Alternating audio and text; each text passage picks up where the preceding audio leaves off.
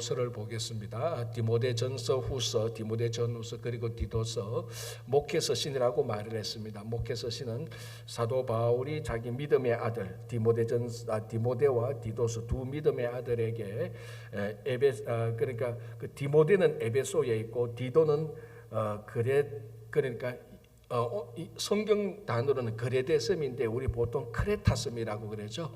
그 크레타섬에 이제 각각 이제 거기서 목회를 하는데 사도 바울이 디모데 전후서를 통해서 에베소에 있는 디모데를 멘토링하고 그레데에 있는 디도를 멘토링하는 목회적인 멘토링하는 내용이 디모데 전후서 디도서입니다. 그래서 이것을 이제 젊은 목회자들이 반드시 읽어야 되는 것이고, 이 신앙의 겉면의 내용들이 그런 목회자들이 이렇게만 행하면 되냐, 성도들은 아니냐, 전혀 그렇지 않다는 겁니다. 읽어보면 전부 다 목회자는 당연하고 성도들도 당연히 지켜야 될 내용들입니다. 그래서 교회 공동체 생활하는데 디모데 전후서 디도서를 읽어보면 사도 바울의 그 교회 공동체 생활의 원칙이 다 들어가 있습니다. 물론 2000년 전 에베소 그레데섬과 오늘날 우리가 이민교회 하는 이런 상황들은 다르지만, 구체적인 상황들은 다르지만 신앙생활하는 원리는 하나도 다를 바가 없습니다. 그래서 계속해서 한번 보겠습니다. 어제 1장 5절 6절 부분을 앞부분을 좀 봤습니다. 좀 보다가 멈추었는데 다시 한번 보겠습니다. 1장 5절, 내가 너를 그레데에 남겨둔 이유는, 자, 그레데 크레타섬이죠. 사도 바울이 여기서 1차 로마 감옥, 2차 로마 감옥 있을 그 중간, 요 이제 4차 선교 여행이라고 보통 말하는데, 요 4차 선교 여행 때문에 바울이 그레데에 있다가 로마 감옥으로 가게 되는데요. 자, 요때 이제 바울이 떠나면서 바울이 그레데 섬을 떠나면서 여기에 디도가 목회하도록 남겨두었다는 겁니다. 아마 바울과 디도가 그레데 섬, 크레타 섬에서 같이 목회를 했고, 바울은 그 길을 떠났고, 이 그레데에 디도가 남아 있었습니다.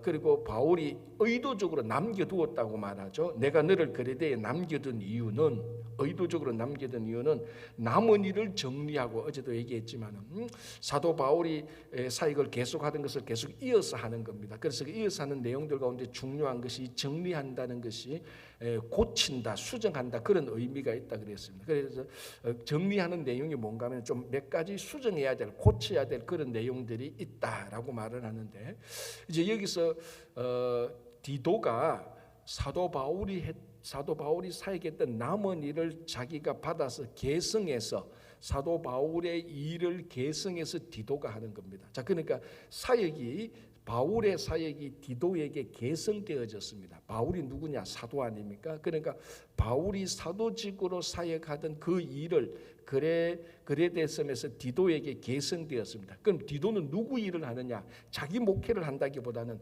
더 정확히 말하면 사도가 했던 일을 그레데에서 디도가 하는 겁니다. 자, 요게 사역의 전성, 사역이 이어지는 것, 계승되어지는 것, 연속되어지는 것, 이게 굉장히 중요한 의미가 있습니다. 우리 교회에서 이런 것을 가르쳐서 사도성이라고 말을 하는데, 무슨 말인가 하면은 원래 교회의 네 가지 본질이 있습니다. 하나의 거룩한 보편적 사도적, 요거 네 가지 본질이 있습니다. 이게 중요한 회의에서 결정했습니다. 교회는 뭐냐? 하나의 교회가 되어야 된다. 그러면 온 우주적인 교회가 다 로컬 처치가 다 있지만은 여기서 원래는 예수 그리스도의 몸으로 하나여야 된다. 그리고 교회는 거룩해야 된다. 그리고 교회는 보편적이어야 된다. 보편적이라는 말은 누구는 차별하고 누구는 교회 오면 안 돼, 누구는 오면 안 돼, 어떤 사회적인 세상적인 어떤 판단으로 사람들을 차별해서는 안 된다. 보편적인 교회여야 된다. 이런 게 있고, 또 하나가 사도적인 교회여야 된다는 거. 이게 굉장히 중요한데, 그래서 이 교회가 쉽게 말하자면 이단이냐 아니냐, 그걸 기준하는 중요한 기준도 바로 요 네 가지, 하나의 거룩한 보편적 사도적, 이런 의미인데, 사도적이란 말이 이제 요게 나타나는 겁니다. 사도적이란 건 뭔가 하면은 진짜 교회는 예수님의 사역을 이어받았던 사도들이 했던 사역을 오늘날 또 계속하는 교회, 그게 사도적 교회입니다.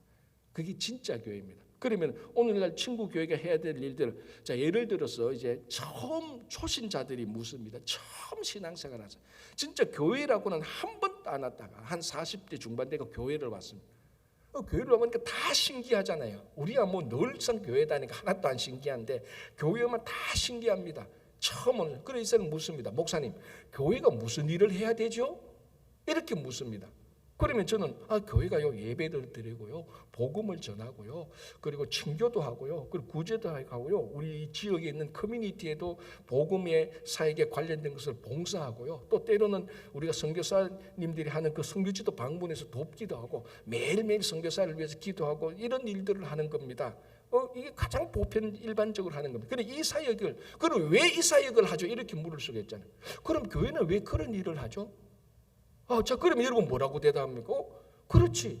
교회가 왜 복음을 전하고 왜 예배를 드리고 왜 그렇지? 이제 이렇게 쭉쭉 따져가면은 교회가 하는 일이 어디에서 나오느냐? 이 땅에 하나님 나라를 위해서 하셨던 예수님의 사역을 그대로 이어받는 겁니다. 예수님께서 하셨던 사역을 오늘날 교회가 계속해서 하는 겁니다. 예수님 다시 오실 때까지. 그리고 예수님 하시는 사역을 누가 이어받았느냐? 제자들, 요 사도들. 제자들, 사도들이 예수님의 사역을 이어받았지 않습니까? 그리고 이 예수님의 사역이 계속해서 전해 내려가는 겁니다. 오늘날 이 전 지구상에 있는 각 지역에 있는 교회들에게 그 사역이 계속해서 전수된 겁니다. 그거를 교회의 본질로서 하는 교회, 그게 진짜 교회라는 겁니다. 물론 방식은 수만 가지로 다양하죠. 복음을 전하는데도 수십 가지, 수백 가지로 다양합니다. 그러나 본질은 복음을 전해야 되는데 예수님께서 그걸 하셨으니까. 그러니까 예수님께서 하셨던 사역을 사도들이 했고 사도들이 했던 사역을 계속해서 이어받아서 하는 교회, 그걸 사도적 교회라고 말을 하고 그 교회가 진짜 본질에 서 있는 교회라는 겁니다. 그 패턴이 여기에서 그대로 나타난 겁니다. 바울이 디도를 그레데에 남겨두어서 바울이 했던 사도가 했던 사역을 네가 계속해서 이어가라. 그것이 오늘날 우리까지 이어온 겁니다. 그래서 우리가 교회가 무슨 일을 해야 될까? 이렇게 쭉 하면 예수님께서 무슨 일을 했을까? 그렇게 따져보면 되는 겁니다. 그렇죠? 자, 어제 얘기한 대로 그래서 이 바른 일을 정리하기 위해서 리더들을 잘 세워야 됩니다. 어차피 사람을 세워서 사람을 하니까 그래서 이제 장로들을 그레데의 각 성의 장로들을 세우게 하려 합니다. 자, 그럼 이제 이 장로들이 리더들인데 그 리더들인 장로들이 이제 그 기준점이 나오죠. 자, 다시 6절 볼게요. 책망할 것이 없고, 자, 이 책망할 것이 없다는 이 말은 완전해야 된다 그런 말이 아닙니다. 사람들에 있어서 사람들로 통한 객관적인 평가가 있어야 된다는 겁니다. 물론 우리가 신앙생활하는데 원칙적으로 우리는 하나님 앞에 바로 서는 겁니다. 그런데 가끔 이제 이 하나님 앞에 바로 선 것이, 내가 하나님을 사랑하는 것이 사람에게 나타나는 겁니다. 늘 하듯이 하나님을 사랑한다 그러면서 사람을 사랑하지 않는다? 그거는 잘못된 거예요. 그러니까 우리가 하나님에게 하는 우리 내면의 신앙이 겉으로 드러나야 되는, 그 행함으로 드러나야 되는 거죠. 그게 이제 사람들이 나를 객관적으로 평가하는 겁니다. 물론 10명의 사람이 있으면 한 사람이 10명의 사람 모두에게 다 만장일치로 다 인정받을 수는 없습니다. 자, 그 중에 분명히 10명이 있으면은 10%, 20% 한두 명은 분명히 악한 사람이고 공동체를 해치는 사람이고 삐딱한 사람이고 부정적인 생각을 하는 사람이에요. 그런 사람들에게서조차도 좋은 인정을 받을 수는 없죠. 여기서 책망할 것이 없다는 것은 교회 교인들이 100명이면 100명이 다 이 사람이 맞다, 100% 다 찬성을 해야 된다, 그런 말이 아니라는 거죠. 전체적으로 봤을 때 이 사람이 이런 면에 있어서 좋은 사람이다, 책망한 그 평가하는 내용을 보고 그게 중요한 기준이 된다는 것입니다. 그래서 우리가 교회의 일꾼을 세울 때 교회에서 기도하고 이런 거 당연히 다 해야 되지만 사람들의, 그 교회 교인들의 평가가 어떠냐 그걸 보는 것이고, 또 교회 외부에서 들려지는 소리, 심각한 문제가 있는 그런 것들은 또 저희들이 또 다시 평가를 해야 되는, 그래야 책망할 것이 없는 것에 걸리는 겁니다. 자, 1번이 뭐냐는가 하면요, 책망할 것이 없다라고 말합니다. 첫 번째가 책망할 것이 없다. 그래서 하나님에게 인정받고 사람들에게도 인정받아라. 이 사람들에게 인정받는 것을 이제 오해하면 안 됩니다. 그래서 내가 사람에게 잘 보여야 되겠다. 그래서 의도적으로 사람에게 가서 막 잘 보이고 그런 것이 아니고 평소 신앙생활로 해서 사람들에게 인정받는 그런 것을 의미합니다. 자, 다음에 한 아내의 남편이며, 자, 그 다음에 방탕하고 비난을 받거나 불순종한 일이 없는 믿는 자녀를 둔 자라야 된다. 그러나 아내의 남편이며 좋은 자녀를 순종하는 믿음이 있는 자녀를 둔 자여야 된다. 이게 이제 쉽게 말하면은 교회의 일꾼이 되기 위해서는 가정의 일꾼도 돼야 된다는 것입니다. 가정은 다 부수고 집에 가서 가정에 가면은 아내에게 자식들에게 못할 말하고 비인간적인 그런 일을 하면서 교회에 와서는 뭐 장로가 되고 교회 리더십에 선다. 그런 사람을 세우지 말라는 겁니다. 그러니까 사실은요, 우리가 이것도 물어봐야 돼요. 좋은 일꾼을 세울 때는 그 배우자에게 물어봐야 됩니다. 사실은 그 배우자에게 찾아가서 우리가 이런 분을 우리 교회의 일꾼으로 세우려 하는데 당신 생각은 어떻습니까? 그럼 배우자가 목사님 몰라서 그렇죠. 저 사람 집에 오면은 이런 해요. 그 얘기를 들어보고 충격적인 얘기가 오면은 다시 생각해야 되는 거예요. 그런데 이제 배우자가 뭐 좀 부족한 것이 좀 그래도 가정을 잘 지키려고 하고 가정을 위해서 기도하고 뭐 괜찮습니다. 그런 이제 평가가 있어야 되는. 그런 거 잘 보십시오. 한 사람의 일꾼을 세우는데 많은 사람들에게 인정을 받아야 되고 그리고 가장 잘하는 그 가정의 배우자와 자녀들에게도 인정을 받아야 되는 거예요. 자, 그런 사람을 세운다. 그러면 그 사람들은 영락없이 좋은 일꾼이 되는 겁니다. 사람들에게 좋은 평가를 받고 가정에서도 좋은 평가를 받는 사람들. 그건 좋은 일꾼이 되는 거죠. 그렇죠? 자, 그 다음에 한번 보시겠습니다. 감독은 하나님의 하나만 더 보겠습니다. 6절에 책망할 것이 없고 한 아내의 남편이며 방탕하다는 비난을 받거나 방탕하다는 비난을 받거나 그러니까 이 일꾼이 방탕하다는 비난을 받아서는 안 된다는 겁니다. 교회 일꾼은요 세상 일꾼하고 다르게 우리는 성도들이 살아가야 되는 물질관이죠. 물질관. 그러니까 제가 늘 얘기하는데 우리 예수를 믿으면은 인생관, 뭐 물질관, 세계관 이런 것들이 바뀐다 그랬지 않습니까? 정말 우리가 신앙생활을 제대로 하면 물질관에 대해서도 물질을 보는 관점도 바뀌어야 되는 겁니다. 그래서 사실 솔직히 말하면요 예수를 제대로 믿으면요 요즘 흔히 세상에서 말하는 명품에 대한 관심이 확 떨어지는 게 맞아요. 예수를 믿었는데 명품 가방, 명품 명품 가방 또 명품 귀걸이 이런 것들, 명품 옷 이런 것들에 대해서 계속해서 관심이 간다. 물론 직업상 패션에 있어서 직업상 그런 데 관심을 가는 거는 그거는 잘못이 아니지만은 내가 살아가는데 예수를 믿는데 나는 늘 명품으로 차려입고 명품 가방을 가고 사람들이 어디 가서 친구들한테 내 가방은 이렇고 내 옷은 이렇고 명품을 자랑한다. 그건 아직까지도 그 사람이 예수를 믿고 물질관에 있어서 미성숙하다는 증거입니다. 미성숙하다. 그래서 좋은 지도자는 그런 방탕, 사치, 허영에서부터 벗어나는 겁니다. 근데 그게요 억지로 안 돼요. 제가 보니까 자연스럽게 됩니다. 자, 여러분 한번 생각해 보세요. 내가 예수를 믿고 관심이 하나님 나라에 있고 하나님 나라에 있다는 것은 어떻게 하든지 이 땅에 하나님 나라가 이루어지고 그 하나님 나라의 일을 하는데 자기가 참여하고 그리고 그 하나님 나라의 일을 하는 사람들을 지지해주고 물질적으로 도와주고 시간을 내서 함께 참여하고 이렇게 관심이 있는 사람이 무슨 명품 가방이나 명품 옷에 뭐 그렇게 관심이 있겠습니까? 그건 자연적으로 방탕, 사치, 허영이 사라지게 되어 있습니다. 자연적인 결과입니다. 그래서 아마 이 거레데 섬에서도 그런 사람들이 좀 있었는가 봅니다. 그래서 좋은 일꾼은 방탕하다는 비난을 받았었는데 사처형에서 벗어나라 그런 말을 하는 겁니다. 자, 7절 감독은 여기서 감독은요 5절 6절에서 말하는 장로하고 같은 개념으로 보는 겁니다. 장로는 이렇고 감독은 이렇다. 이 두 사람을 분리하는 것이 아니고 같은 리더를 말하는 겁니다.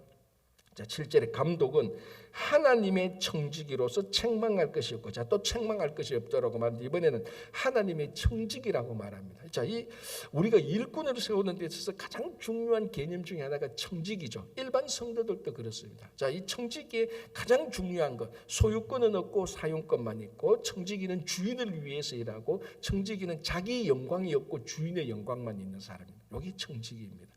이게 모든 성도들의 신앙 삶의 가장 기본이 되는 겁니다. 그래서 청직이라고 말할 때 아까 앞에서 제가 방탕하다, 그 방탕에서는 안 된다, 사치와 그 허영에서 벗어나야 된다, 물질관이 바뀌는 거죠. 자, 하나님의 청지기에서 가장 중요한 것은 사실은 물질관이에요. 그 집의 청지기는 자기 소유로 된 게 하나도 없습니다. 하나도 없으면서도 모든 것을 사용하죠. 그래서 청지기 그러면 소유권은 없고 사용권이 있는 겁니다. 그런데 우리는 늘 반대로 살려고 하는 거죠. 별로 사용하지도 않는 것도 늘 소유하려고 꾸덕꾸덕 챙겨놓습니다. 꾸덕꾸덕 챙겨놔요. 안 써요. 그거 하나님 나라에서 안 써. 안 쓰는데도 계속 축적만 해놔. 사실 청지기는 이 축적하는 게 없고 다 사용을 하는 거죠. 이 하나님의 청지, 그러니까 리더가 물질관이나 자기 삶에 있어서 잘 사용하는 것, 그게 굉장히 중요한 성품이 돼야 되고, 그리고 청지기는 자기 인정에 목말라 하지 않습니다. 청지기는 일을 다 잘해도 이거 우리 그렇잖아요. 그 집에 하인이나 무슨 일 잘해도 다 우리 주인님께서 대감님께서 덕이 있어서 그렇습니다 이렇게 말을 하잖아요. 그 대감이 진짜 덕이 있어서 그렇습니까? 아니면 청지기가 열심히 한 거예요. 그럼에도 불구하고 청지기는 모든 공로를 주인한테 돌립니다. 옛날에 참 우스운 이야기인데 그게 의미가 있는 게, 우리 한국 드라마 보면은 무슨 얘기해도 임금이 무슨 얘기를 하면 신하들이 늘 뭐라고 말합니까? 성은이 망극하나이다.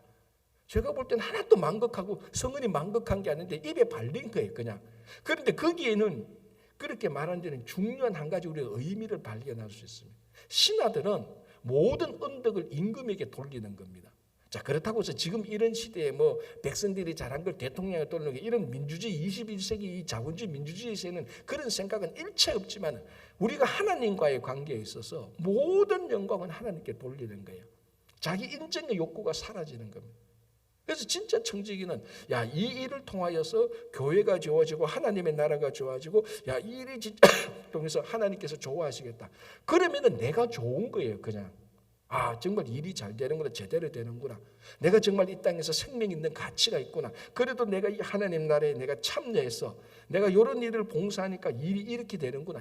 정말 좋다. 그걸로 끝이에요. 근데 사람들이 알아주니 안 알아주니 거기에 인정이 목말라가지고 섭섭해하니, 그건 청지기로서 가져야 될 태도가 아니는 거죠. 이 청지기는 물질관이 바뀌어야 되고 사람들한테 인정 욕구가 사라져야 되는 겁니다. 그래서 하나님의 청지기로서 책망할 것이요. 그게 좋은 리더잖아요, 그죠? 자, 다음에 제 고집대로 하지 아니하며, 제 고집대로 지 멋대로 하지 아니하는 것. 이게 이제 사람이 교만해지고 자기가 세상적인 권력과 지위가 있어지고 사람들보다 좀 우월하다고 생각이 되면은 어떤 공동체에 와서도 지멋대로 하려고 하는 거예요. 왜? 자기가 세상에서 권력과 지위가 있으면 세상에서도 자기 멋대로 하니까.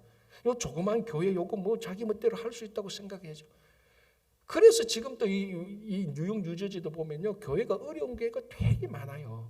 가만히 내부 분석을 해보면요, 몇몇 사람들 아니면 특정한 세력들이요, 교회를 자기 마음대로 하려고 그래요.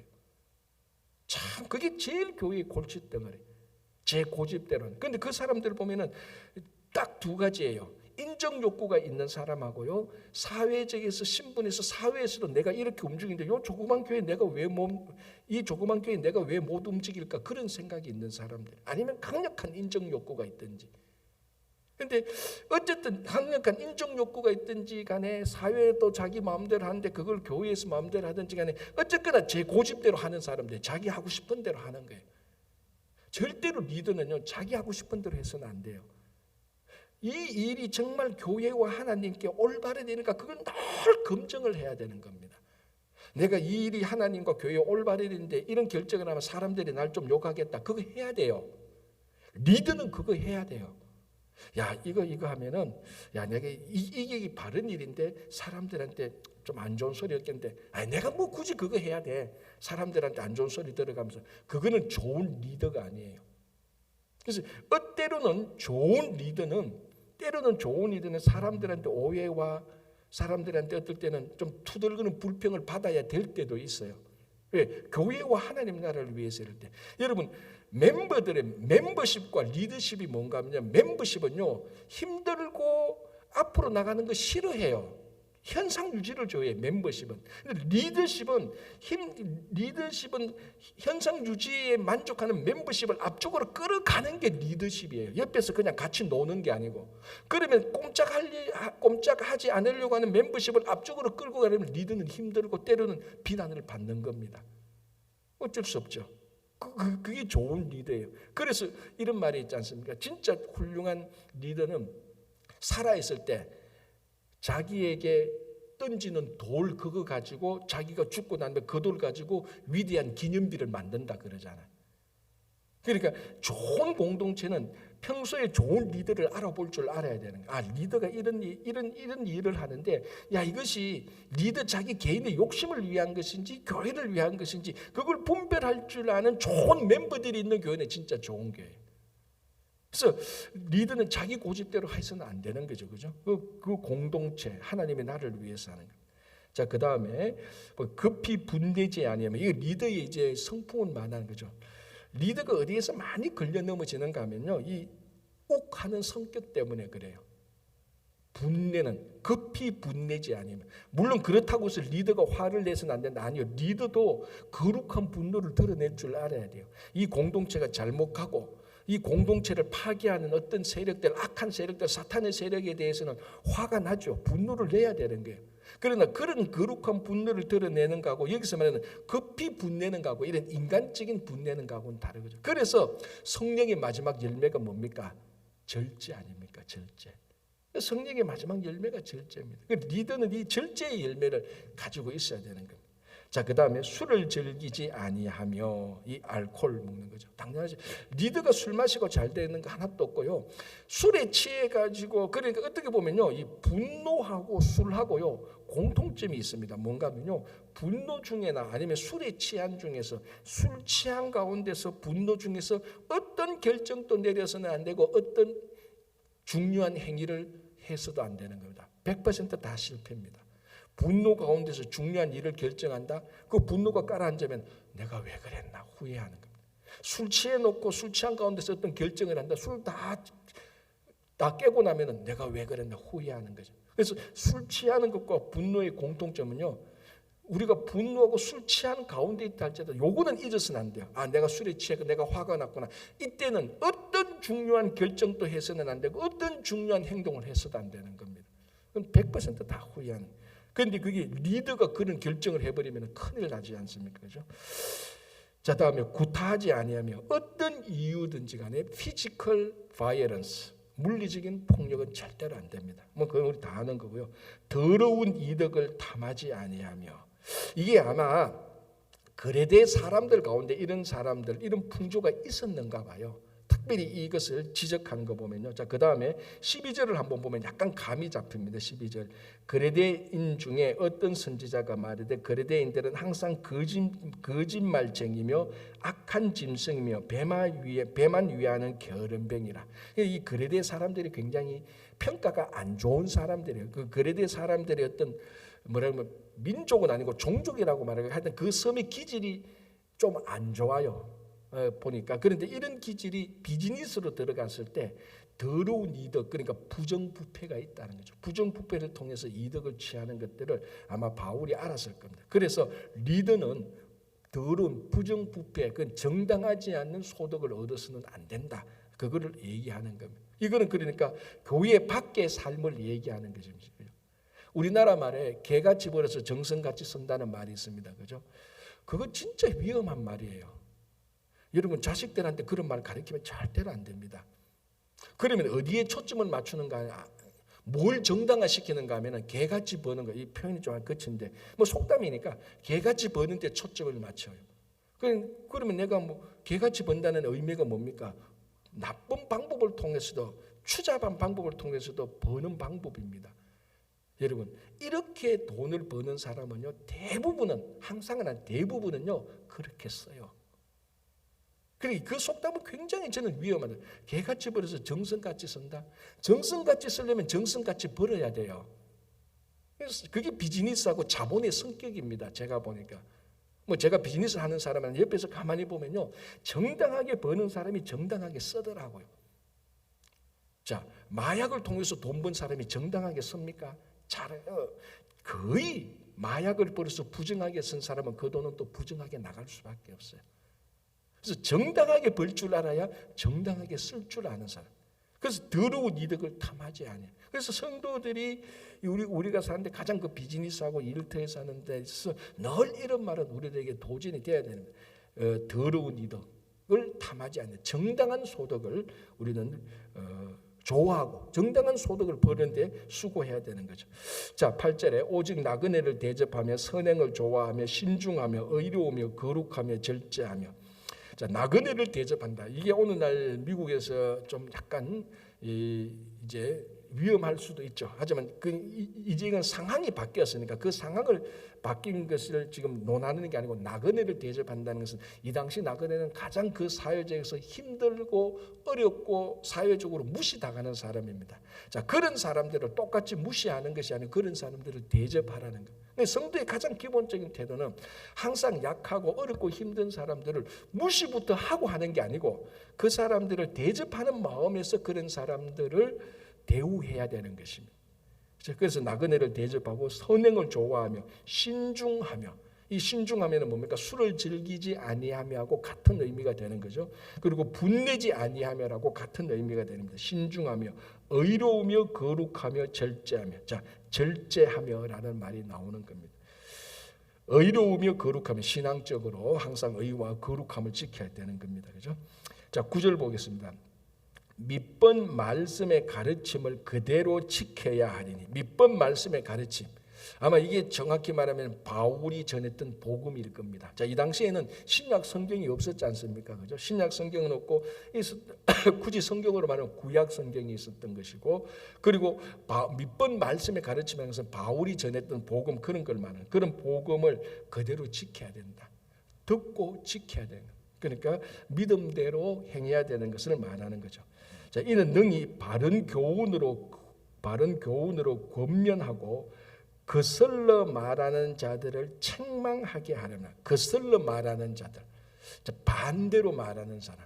이게 반대를 위한 반대를 말하는 겁니다. 왜 우리 항상 모임에도 보면은 7명, 8명 꼭 1명 정도는 뭐 하자 그러면 꼭 반대하는 사람들 있지 않습니까?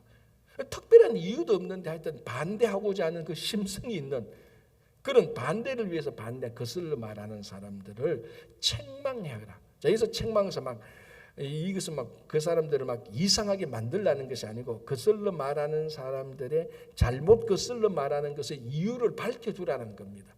자, 우리가 어떤 일을 결정했는데 늘 A라는 사람은 삐딱하게 말하고 늘 그거 하는데 늘 부정적으로 생각하는 사람입니다. 그럼 이 사람은 책망하는 것은 이 사람들이 A라는 사람이 부정적으로 말하고 늘 불평되는 그 이유가 잘못되는 것을 밝혀주라는 겁니다.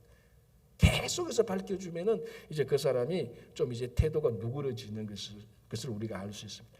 자, 그 다음에 이제 이렇게 하는 이유가 10절에서 12절까지 보면은 이 그레데 섬에서 두 종류의 사람이 굉장히 문제가 있었다는 것을 바울이 말하고 있습니다. 자, 10절 첫 번째 종류 사람입니다. 불순종하고 헛된 말을 하며 속이는 자가 많은 중 할레파 가운데 특히 그러하니. 할레파 사람이 나옵니다. 이 그레데 섬에 할레파가 있었는데 할레파 사람들은 다 유대인입니다.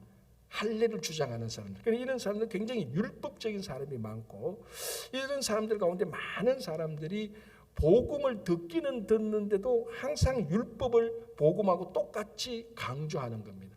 그래서 예수, 쉽게 말하면 이거죠. 우리가 이런 종류 할례파 사람은 이미 앞에서도 많이 봤습니다. 사도 바울의 편지에서 이 할례파 사람들은 예수를 믿고 구원을 얻는데 똑같이 율법을 행해야 구원을 얻는다. 이중 구원을 말하는 경우도 굉장히 많이 있었어요.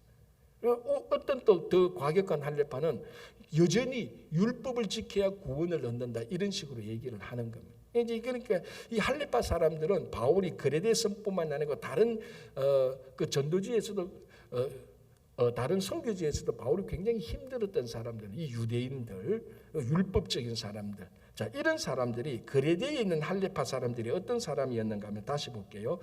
10절에 불순종하고 헛된 말을 하며 속이는 자가 많다. 이런 가운데 할레파가 그들이 많다. 할레파가 헛된 말을 하고 속이고 율법으로 이렇게 해석하고 저렇게 해석하고 자기 편한 대로 자기 상황에 이렇게 해서 원래 율법을 준 하나님의 말씀의 의도를 왜곡시켜서 속이는 사람들, 이런 사람들이죠. 할레파 사람들, 특히 그러하니. 자, 이런 사람들의 11절 그들의 입을 막을 것이라. 이런 자들이 더러운 이득을 취하려고, 아까 앞에서 말했죠. 그 리더는 더러운 이득을 탐하지 아니해야 된다는데 이 더러운 이득을 탐했던 사람이 누군가 보니까 이 할레파 사람들 가운데 그런 게 많이 있었다는 겁니다. 더러운 이득을 취하려고 마땅하지 아니한 것을 가르쳐 가정들을 온통 무너뜨린도다. 아주 구체적인 예가 하나 나왔죠. 이 할레파 사람들이 자기의 이익을 누리려고 많은 가정들을 부숴버렸습니다. 이게 오늘날 한국교회에서 나타나는 게 교회에서 개모임 하는 게 이게 개모임. 이게 뭐 심심찮게 뉴욕 뉴저지 교계 뉴스예요. 어느 교회에 개모임 하다가 개주가 야반 도주했단 말이 1년에 한두 번쯤 가끔 나타나는 거예요. 이 개모임 하다가 개주가 돈 받아가지고 자기 더러운 이득을 취해가지고 그냥 도망가면 다른 주로 도망갔는데 다른 나라로 가보면 못 찾는 거예요. 그게 뭐 몇만 불렸던 사람들 보면은 절반 이상이 그 교회 교인들이에요. 그 교회는 한순간에 무너지는 겁니다. 한순간에. 이런 이제 오늘날 우리들에게 나타나는 이런 일이지만은 이 당시에 어떤 일은 모르겠지만 하여튼 더러운 이득을 취하려고 할레파 사람 가운데 어떤 사람들이 가정을 무너뜨리다. 바울이 속이 타는 거죠. 그래서 디도를 보내서 이런 일을 바로 고쳐라. 좋은 일꾼들을 세워서 더러운 이득을 취하지 않는 사람 일꾼을 세워서 더러운 이득을 취하려고 하는 할레파들을 바로 잡아라. 이렇게 바울이 지금 권면하고 있습니다. 자, 그다음에 12절. 그레데인 중에 어떤 선지자가 말했다. 자, 그레데 사람 가운데 선지자가 그레데 사람들의 종족을 평가했습니다. 아까 제가 말씀드린 그레데인들은 항상 거짓말쟁이며 악한 짐승이며 배만 위하는 게으름뱅이라. 아주 부정적으로 평가하죠. 거짓말쟁이, 거짓말 많은 사람 속이는 거죠. 좋게 말해도 허영과 사치와 과장이 많은 그런 사람들이 이걸 악한 짐승이라고 말을 합니다. 어떤 사람이야? 배만 위하는 게으름뱅이. 자, 배만 위하는 게으름뱅이. 일 안 하고 공짜로 먹기만 하는 사람들. 그 사람들이에요. 배만 위하는 게으름뱅이. 자, 공동체에서 얌체가 어떤 사람이 얌체입니까? 무슨 일을 하자 그러면 늘 공짜로 뭐 얻어먹으려고 하는 사람들, 얌체들. 뭐 이런 사람들을 뭐 우리가 뭐 악하다 그렇게 보기에는 뭐 그렇게 보기보다는 단계는 좀 낮지만요. 공동체에서 여러분 공동체가 돌아가기 위해서는 누군가는 그 공동체를 위한 재정을 내야 되고 누군가는 자기 시간을 내야 되고 누군가는 노력을 해야 공동체가 돌아갑니다. 모든 공동체가 다 그렇습니다. 공동체의 멤버가 되면 거기에 일정 부분의 수고와 노력을 자기도 거기에 참여해야 그 공동체가 돌아가는 겁니다. 그런데 이제 자꾸 잔머리를 돌려고 하는 거죠. 여기 공동체 이때는 내가 요거 싹 빠져서 일 안 해도 나는 공짜로 얻어 먹을 수 있겠다. 내가 편안하게 게으름을 피우면서 내 배만 부를 수 있겠다. 그게 요 그레데 사람들 속에 들어가 있는 오랫동안 들어가 있는 그 사람의 종족의 본성이 아주 안 좋은 거죠. 이런 것들이 신앙생활해도 안 바뀌는 거예요. 그래서 바울이 좋은 일꾼을 세워서 디도에게 좋은 일꾼을 세워서 그런 좀 안 좋은 성품들을 바꾸어라, 고쳐라. 그래서 내가 너를 이 그리스도에 남겨두었다는 겁니다. 그 그리스도 사람들 거짓말하는 거 고쳐야 되고 배만 위하는 게으름뱅이 늘 무슨 일에도 자기는 수고 안 하고 얌체처럼 속속 빠지고 공짜만 하려고 하는 그런 사람들을 고쳐라라고 말합니다. 자, 13절 이 증언이 참되다. 뭐냐면 할레파와 그레데 사람들이 이렇게 문제가 있다. 이것을 네가 고쳐야 된다라는 것이 참되다. 자, 그러므로 너가 그들을 엄히 꾸짖으라. 이런 사람들이 그런 게 나올 때 바울에게 말합니다. 엄히 꾸짖으라. 그 잘못된 것을 드러내어서 고쳐라라고 말합니다. 이 같은 목회자로서 가만히 보면 이런 일이 굉장히 힘듭니다. 사실은 굉장히 힘들죠. 어느 누구도 자기 잘못을 지적하는데 기분 좋고 하는 사람은 거의 없습니다. 근데 이게 목회가 이제 힘든 것 중에 하나가 바로 이런 거죠. 이런 잘못을 엄히 꾸짖어야 되는데 이 꾸짖으면은 한번 꾸짖으면 이제 불똥이 막 튀기 시작하는 거죠. 그러나 그럼에도 불구하고 바울이 디도에게 엄히 꾸짖으라고 말한 이유가 그 다음 구절에 나옵니다. 이는 그들로 하여금 믿음을 온전하게 하고 결국 궁극적인 목적은 이 사람 하나를 파괴시키려고 엄히 꾸짖는 게 아니고 이 사람 하나를 괴롭히려고 해서 엄히 꾸짖는 게 아니고 이 사람의 믿음을 온전히 세우시려고 엄히 꾸짖으라는 거예요. 그럼 이 지도자가 정말 이 사람에 대한 긍휼함이 있어야 되는 겁니다. 진짜 사랑. 부모가 자식을 어미 꾸짖을 때 가장 근본은 뭡니까? 부모가 자식을 사랑하기 때문에 그렇게 나는 겁니다. 그렇죠? 자, 어미 꾸짖을 이는 그들로 하여금 믿음을 온전하게 하고 14절 유대인의 허탄한 이야기와 진리를 배반하는 사람들의 명령을 따르지 않게 하려면 유대인의 허탄한 이야기와 진리를 배반하는 사람들의 이야기 두 종류의 또 안 좋은 그런 풍조가 있었던 겁니다. 유대인이 허탄한 이야기가 구체적으로 뭔지는 모르는데 그 당시 기록과 자료들을 보면 유대인들이 허탄한 이야기가 주로 뭐에 관련됐는가 하면 천사들 그리고 허탄한 신화, 족보 얘기들 거기에 관련해서 온갖 이야기들이 많이 나왔다는 게 있습니다. 천사 가운데 서열을 정하고 어느 천사가 높고 어느 천사는 서열 37번이고 우리말 하면은 그런 이야기들 전혀 성경에 있지 않는 이야기들 듣기 안 되는 이야기들 그런 이야기가 교회 풍조에 막 wal려서 복음에 대해서 배우는 것은 싫어하고 복음은 안 배우고 이상한 자극적인 이야기 그런 게죠. 자극적인 이야기, 그런 이야기, 그리고 진리를 배반하는 사람들의 명령, 인간적인 어떤 교훈들, 그러니까 좀 좋게 보면 철학적인 이야기들, 그걸 철학적인 이야기가 복음을 뛰어넘어 버리면 복음 위에 있으면 그것도 안 되지 않습니까? 이제 그런 것들을 따르지 않도록 네가 디도에 잘 교훈을 하라라고 그렇게 얘기를 하는 겁니다. 그리고 이제 15절 16절 깨끗한 자들의 모든 것이 깨끗하고 더럽고 믿지 않은 자들에게는 아무것도 깨끗한 것이 없다. 그러니까 내면이 거룩할 때 그 사람의 행위가 거룩해진다. 그래서 사도 바울은 말씀과 기도로 거룩해진다라고 말합니다. 그래서 말씀과 기도로 내면이 거룩해지고 마지막 16절 그들이 하나님을 시인하나 행위로는 부인하니 왜냐하면 그들의 사람은 항상 거짓말쟁이라고 말했지 않습니까? 입으로는 늘 하나님 사랑한다고 말하는데 행위를 보면 하나도 하나님 사랑하는 게 없어요. 그래서 신뢰라는 것은요 말에 달린 것이 아니고 행위에 달렸습니다.